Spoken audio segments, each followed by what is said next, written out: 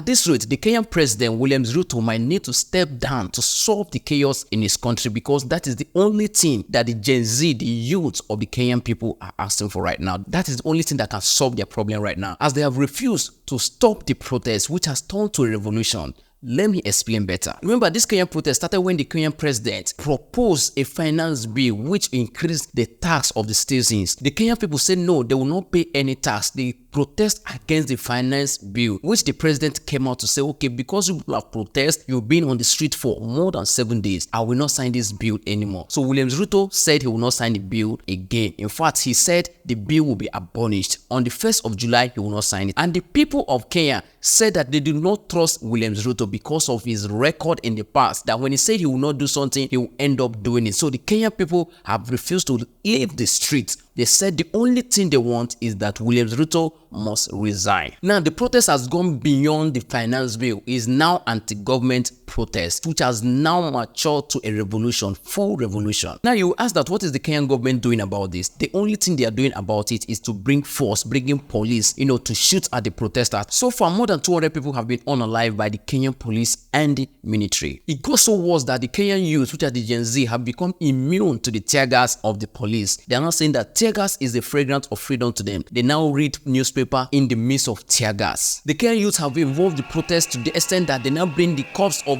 those who have been unalive by the police. They put them in the coffin and put their coffin on the street. They bring it to the government house and say, now William Ruto, that you've killed our people, can you now come and take them and eat? Remember, this protest is not just happening in Nairobi. It's not just happening in the developed place in Kenya. It's happening in everywhere in Kenya, including the villages, according to the Kenyan people. According to reports, Nairobi, that used to be very jam-packed with traffic, has suddenly become empty as people are beginning to run away from streets because the protest is becoming so hot that people are now scared to come outside. The Kenyan Gen Zs are calling out their president for sending police and the military to come and shoot them. The Kenyan president, William Ruto, is also raising up his hand that there's no blood in his hand, that he has not unalived anybody. But the Kenyan people are not hearing this at all. They say that William Ruto is a chronic liar. According to them, they said when he say yes, that it means no. In the face of this riot and all the protests happening in Kenya, the Kenyan president has increased the salaries of all his ministers and the MPs. Why there's still unrest in the streets of Kenya?